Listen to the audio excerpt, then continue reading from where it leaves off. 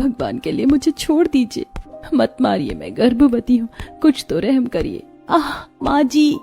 एक तो एक के बाद एक बेटी को जन्म दे रही है, पता नहीं इसकी कोख में बेटा है भी या बेटी। और तो और एक काम ढंग से नहीं करती, पता नहीं क्या सोचकर मेरे बाप ने तो जैसी गवार लड़की से मेरी शादी करवाई। संगीता दर्द के मारे करा रही होती है, लेकिन विजय को इससे कोई फर्क नहीं पड़ता। तो वहीं बाहर आंगन में खेल रही संगीता की दोनों बेटियां नताशा और सिमरन जैसे ही अपनी मां को चिल्लाने के रोने की आवाज सुनती हैं तो वो भागी भागी कमरे में आती हैं और अपने पिता को अपनी मां को मारने से रोकने लगती हैं। पापा रुक जाइए, मत मारिए माँ को, माँ ने क्या किया? माँ के पेट में हमारा बाबू है, उसे चोट लग जाएगी, मत मारिए। तुम दोनों की हिम्मत कैसे हुई इस कमरे में आने की? चलो बाहर चलो, तुम्हारी माँ ने तुम्हें पैदा करके जो गलती करी है ना, आज वो वही भुगत रही है। सरला अब नताशा और सिमरन को एक कमरे में ले जाकर बंद कर देती है। तो वहीं विजय काफी देर तक संगीता को मारता रहता है और जब वो थक जाता है तो संगीता को कमरे में पड़ा छोड़कर सीधा बाहर आ जाता है। थोड़ी देर जमीन पर पड़े रहने के बाद संगीता करहाते हुए उठती है और सीधा अपने बच्चों के पास जाती है। आपके शरीर पर कितने सारे निशान आ गए, पापा बहुत बुरे हैं, वो आपको रोज ऐसे ही मारते हैं, आप देखना मैं कभी बात नहीं करूंगी। आप तो इतनी अच्छी हो, पापा आपको क्यों मारते हैं? वो तो हमसे भी प्यार से बात नहीं करते, हम उनके बच्चे नहीं है क्या? नहीं बेटा, ऐसा नहीं है, वो बस पापा थोड़ी परेशान है ना, इसीलिए। आओ मैं तुम्हें खाना खिला देती हूँ। ऐसी हालत में भी संगीता अपनी दोनों बेटियों का पेट भरती है और रात भर बस अपनी जिंदगी के बारे में ही सोचती रहती है। विजय के पिता कमलेश ने मरने से पहले विजय की शादी संगीता जैसी एक कम पढ़ी लिखी गवार और गरीब परिवार की लड़की से कर दी थी। शादी के 5 साल के बाद भी संगीता ने अभी तक इस घर को चिराग के रूप में एक लड़का नहीं दिया था, जिसके चलते संगीता की सास और पति उससे और भी ज्यादा नफरत करते थे। मुझे तो ये भी नहीं पता कि मेरे पेट में पल रहा ये बच्चा लड़का है या लड़की। भगवान इस बार लड़का ही देना, वरना ये मिलकर मुझे और मेरे बच्चों को मार देंगे। संगीता की अगली औलाद लड़की होगी या लड़का, इस चीज को लेकर संगीता काफी ज्यादा परेशान थी। ऐसी अब कुछ समय गुजरता है और आज स्कूल में नताशा की टीचर विजय को बुलाती। देखिए सर, आपकी बेटी वैसे पढ़ने में तो होशियार है, लेकिन कुछ टाइम से इसके मार्क्स कम आ रहे हैं। अगर ऐसे ही रहा तो ये फाइनल में फेल हो सकती है, तो आप जरा इस पर ध्यान दीजिए। ये सरकारी स्कूल नहीं है जिसमें फेल होने पर भी पास कर दिया जाए। टीचर की ऐसी बात सुनकर विजय को काफी गुस्सा आता है और वो घर आते ही नताशा को एक जोरदार थप्पड़ मारता है, जिसे देखकर संगीता, ये क्या कर रहे हैं आप? अभी तक मुझ पर हाथ उठाते थे, ये कम था क्या जो अब आप अपनी बेटी पर हाथ उठाने लगे हैं? अपनी जुबान पर लगाम लगा, भूल मत कि मैं तेरा पति हूँ और तू मेरी पत्नी, और एक पत्नी पति के जूते की धूल होती है।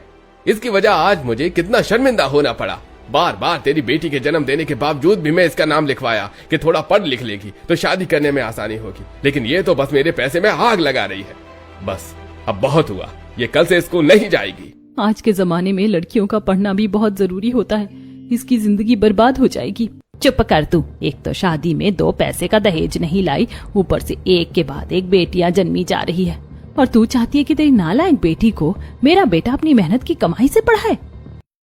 संगीता नताशा को कमरे में ले जाती है और उसे चुप करवाने लगती है।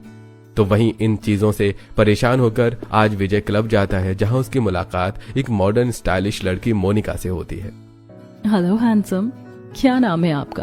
पहले इस क्लब में नहीं देखा, लगता है पहली बार आए हो। हाँ, वो वैसे मैं क्लब आता नहीं हूँ, पर आज मन हुआ तो आ गया। आज के टाइम पर कौन क्लब नहीं जाता है? मेरा तो यहाँ डेली का आना होता है। तुम यहाँ नए हो ना, तो क्यों ना आज की शुरुआत एक ड्रिंक से करें? मोनिका विजय के लिए ड्रिंक ऑर्डर करती है और अब दोनों ड्रिंक करते हुए एक दूसरे के साथ डांस करने लगते हैं। और अब उस दिन के बाद से अक्सर विजय और मोनिका की मुलाकात होने लगी थी। तो वहीं दूसरी तरफ सरला, रोज तुम्हारे घर से तुम्हारी बहू के चिल्लाने रोने की आवाजें आती हैं। पड़ोसी बातें बनाने लगे हैं, अच्छा थोड़ी ना लगता है रोज रोज अपनी गर्भवती बहू को मारना। बिल्कुल गाय जैसी सीधी बहू मिली है तुम्हें। अगर इतनी ही पसंद है मेरी बहू तो ले जाकर अपने बेटे से शादी करवा दो ना इसकी। तुम्हारे तो 2 पोते हैं, इसीलिए तुम्हें कोई फिक्र नहीं, लेकिन मेरे तो एक भी पोता नहीं है। ऊपर से भगवान ने औलाद भी एक ही दी है। अरे अगर बेटा नहीं होगा तो वंश कैसे बढ़ेगा आगे? अब पल्लवी सरला को क्या ही जवाब देती। इस तरह समय गुजरता रहता है। आज मोनिका और विजय एक काफी अच्छे रेस्टोरेंट में डिनर कर रहे होते हैं।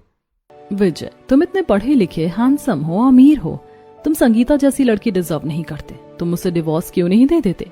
फिर हम दोनों शादी कर सकते हैं और हमेशा खुश रहेंगे। आई नो मेरी जान, लेकिन अभी मैं उसे चाहकर भी तलाक नहीं दे सकता।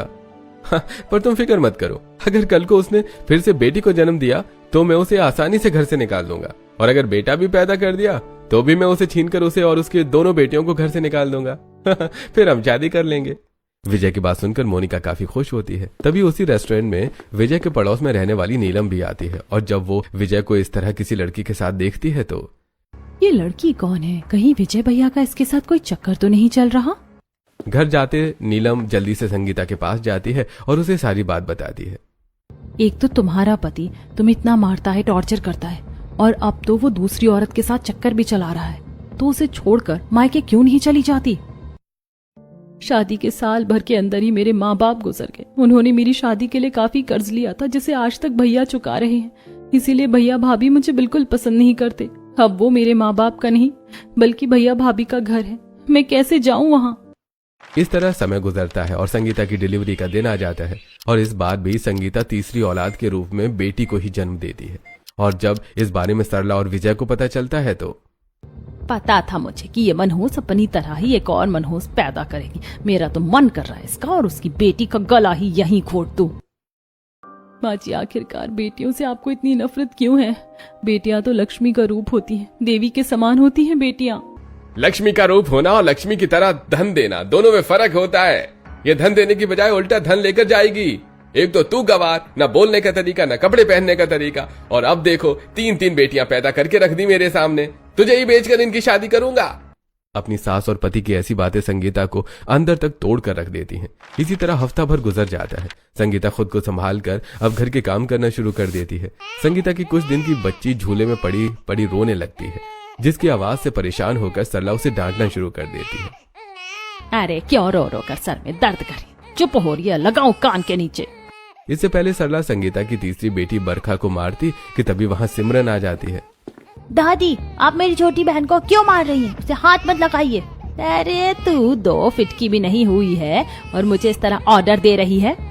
सरला सिमरन के कान खींचने लगती है, जिससे वो रोना शुरू कर देती है। सिमरन के रोने की आवाज सुनकर संगीता भागी भागी उसके पास आती है और उसे सीने से लगाकर चुप कराने लगती है। इसी तरह कुछ दिन बीत जाते हैं और आज विजय अपनी मॉडर्न गर्लफ्रेंड मोनिका से शादी करके उसे घर ले आता है। और जब संगीता ये सब देखती है तो जिसका डर था वही हुआ। मुझे लगता था कि ये बस आपकी कोई सहेली है, लेकिन आप तो इसे मेरी सौतन बनाकर लाए हैं। ये है तुम्हारी सो कॉल्ड गंवार बीवी। ये तो तुम्हारे घर की नौकरानी बनने के भी लायक नहीं है। ये बीवी कैसे बन गई? अब क्या बताऊं डार्लिंग, मेरे स्वर्गवासी पिताजी ने जबरदस्ती मेरी शादी इस गवार से करवा दी थी, वरना इसे तो मैं अपने घर के आसपास भी न भटकने दूं। अरे अब यहाँ खड़ी खड़ी मनहूसों की तरह रोती रहेगी या जाकर अंदर से पूजा की थाली भी लेकर आएगी? मुझे अपनी इतनी सुंदर बहू का गृह प्रवेश जो करना है।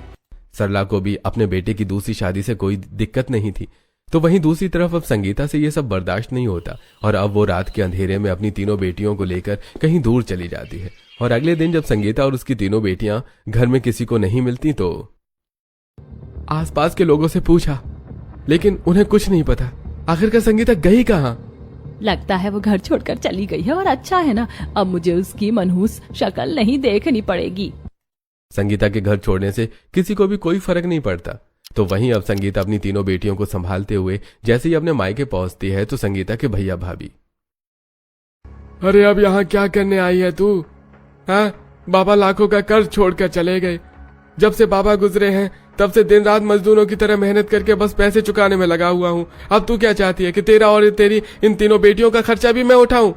आप हमारा खर्चा मत उठाइए, बस हमें यहाँ रहने दीजिए। मैं मेहनत करके अपने बच्चों को पाल लूंगी। इस छोटी सी झोपड़ी में हम तो अपना सर छुपा नहीं पा रहे हैं, तुझे कैसे रहने देंगे हम? अरे तेरे ससुराल वालों ने भी कुछ गलत नहीं किया है। एक के बाद एक 3 बेटी को जन्म देगी तो कोई भी ऐसा ही करेगा। अब जा यहाँ से और हमें चैन से जीने दे। संगीता को जिस बात का डर था वही हो रहा था। बार बार ठोकर पर ठोकर खाकर संगीता अब काफी ज्यादा टूट चुकी थी, लेकिन अपनी तीनों बेटियों की शक्ल देखकर वो जैसे तैसे करके अपने आप को संभालती है और अब अपने गले में बंधे सोने के मंगलसूत्र को निकाल लेती है। जब पति ने ही साथ छोड़ दिया तो उसके बांधे हुए मंगलसूत्र का क्या करूंगी मैं? कम से कम इसे बेचकर कुछ तो पैसे आएंगे मेरे पास। संगीता उस मंगलसूत्र को बेच देती है और जो भी उसे पैसे मिलते हैं उसे एक छोटा सा किराए का घर और थोड़ा बहुत घर का सामान ले लेती है। संगीता सारा सामान अपने किराए के घर में लगा रही होती है कि तभी उसका मकान मालिक आता है।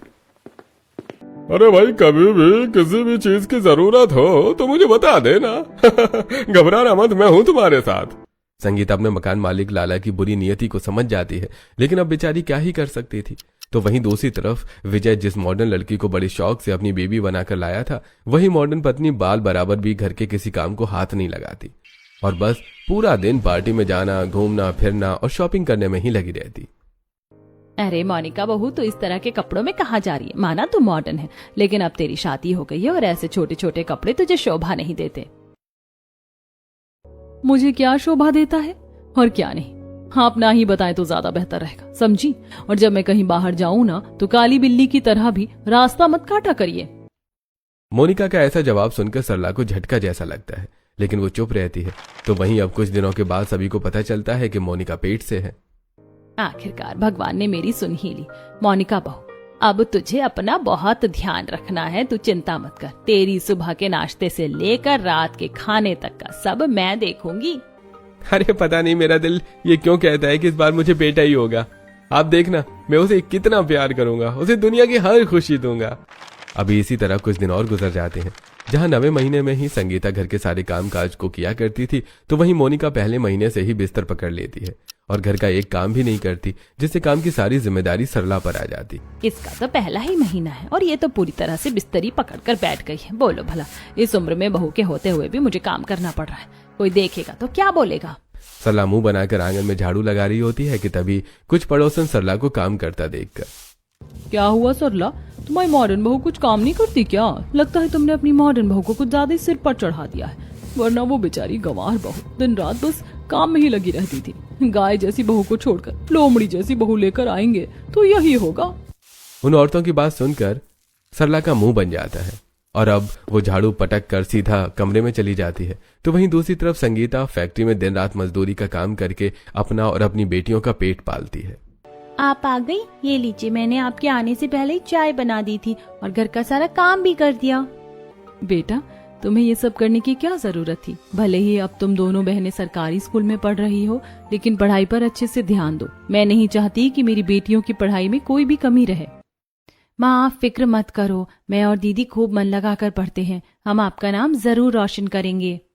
अपनी माँ के हालातों को देखकर नताशा और संगीता अपनी छोटी बहन को संभालने के साथ साथ घर भी देखती और साथ ही अपनी पढ़ाई भी करती। इस तरह अब कुछ महीने और गुजरते हैं और आज मोनिका की डिलीवरी का दिन होता है, जहां वो एक प्यारे से बेटे को जन्म देती है, जिसे देखकर सरला और विजय की खुशी का तो कोई ठिकाना ही नहीं रहता। आखिरकार मुझे मेरे खानदान का चिराग मिल ही गया, अब यही हमारे वंश को आगे बढ़ाएगा। मेरी चिता को भी आग देने वाला आ गया माँ। अब मैं अपने बेटे को बहुत प्यार करूंगा, दुनिया की सारी खुशियां दूंगा। मोनिका, मैं तुम्हें कैसे थैंक यू बोलूं, मुझे समझ में नहीं आ रहा है। Thank you my foot. इस बच्चे की वजह से मेरे फिगर की जो बैंड बची है उसका क्या, सिर्फ इसकी वजह से मुझे अपने मॉडलिंग करियर को भी छोड़ना पड़ा। अब यही पालेंगे इसे। इसी तरह वक्त गुजरता रहता है। संगीता की सबसे छोटी बेटी बरखा भी पूरे 5 साल की हो जाती है और तीनों बहनें मिलकर अपनी माँ का खूब ध्यान रखती हैं। अरे बच्चों, तुम जाकर पढ़ाई कर लो, मैं ठीक हूँ।